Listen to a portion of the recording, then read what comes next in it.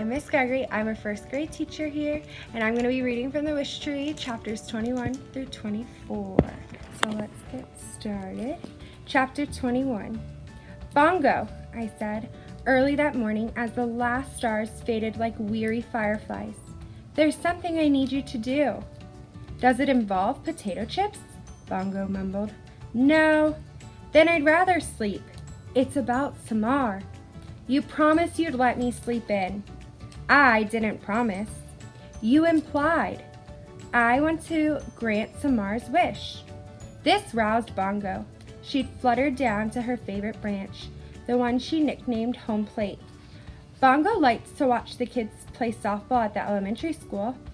Red, you don't make wishes happen. You're the place where wishes go. You're like a leafy garbage can. In a good way. For 216 rings, I've sat on my roots and listened to people hope for things. And a lot of times, those wishes never happened, I'm guessing. Bongo tucked a feather into place. Sometimes that's for the best. Remember that kindergartner who wanted a bulldozer? I'm passive. I just sit here watching the world. You're a tree, Red. That's kind of the job description. This is a good wish, and it's a wish I can make happen. I paused. Well, we can make happen. Yeah, I had a feeling that's where this was going. Bongo glided to the ground. Look, I heard Samar's wish. How exactly are you going to find her a friend? You'll see, I said, hoping I sounded more confident than I felt. Red, Bongo paced back and forth. With each step, her head bobbed forward. We've got some more serious issues, pal. Francesca's talking about turning you into toothpicks, and your residents are frantic about where they're going to move if that happens. She came close and nudged me fondly. Of course, they're worried about you too. I know that. Fresh baked bread poked her head out from under the porch. It was barely dawn, and only the white stripe running the length of her face was clearly visible. I've offered to take in one of the tree families temporarily, she announced. Preferably the possums. They're better behaved than the ewes. That's very generous of you, Fresh, I said, but I was interrupted by Big Ewe, the mother of the 3 raccoon babies. She was in my large hollow, grumbling under her breath. I beg your pardon, she claimed. You have excellent manners. They're too inquisitive, said Fresh Baked Bread, always poking their noses where they shouldn't be, grabbing things with those little paws of theirs. Well, at least you don't stink, Big Ewe cried. And your children have paws, last time I checked. Harry Spiders, the mother opossum, peeked out cautiously from her own hollow. Possums name themselves after things they fear. Stink is in the nose of the beholder, said Harry Spiders. And while I personally think your children have a delightful odor, Fresh, I've already got dibs on the woodpile 2 doors down. Should anything happen to dear Red, she patted me. No offense, love. Just thinking ahead, you know. No offense taken, I assured her. I saw that pile first. Big Ewe cried. Share the skunk den, Harry Spider said. I wouldn't be caught dead in that place, Big Ewe exclaimed. Not now. Not that I know my inquisitive children aren't wanted. Well, they are a bit boisterous, said Harry Spiders. At least my children have spunk, said Big Ewe. Your kids faint when they see their own shadows.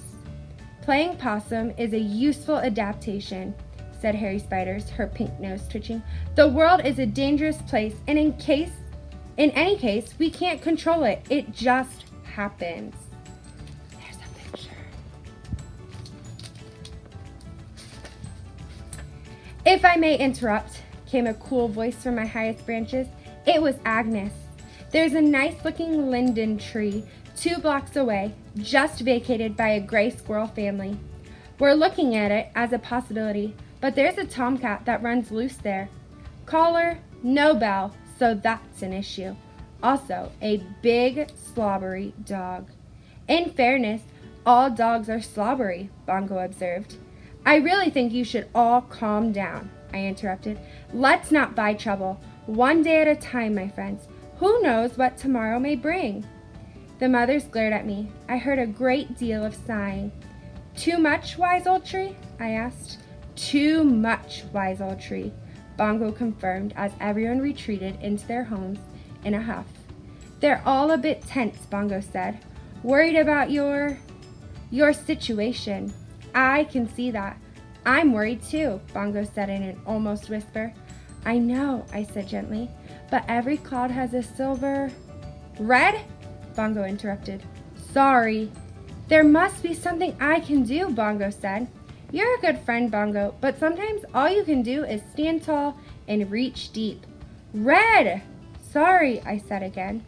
What will I do without you, Red? Bongo said softly. You'll be fine, my friend, I promise. We both fell quiet. At last, Bongo shook herself, feathers fluffing. In any case, maybe not the best time to be granting wishes, is my point. Seems to me this is exactly the right time, I replied. Bongo groaned her little old man groan. She knew I wasn't backing down. And with that, we began to plan.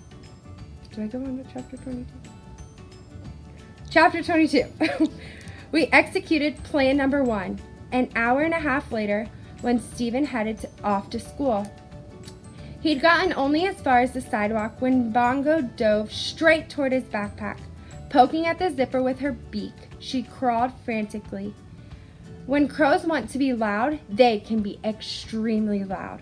What? Stephen cried. What is wrong with you, bird? He dropped his backpack to the ground. Bongo landed on the backpack, looking up at him hopefully. Chip, please, she said. Stephen rolled his eyes. Seriously? Hello, Bongo said. Chip, please. Stephen put his hands on his hips. Okay, fine. I've seen you in action, working the bus line. Bongo hopped to the ground as Stephen unzipped his backpack. You rock, she said politely. Stephen pulled out his lunch bag and opened it. Let's see. I've got a tuna fish sandwich, carrot sticks.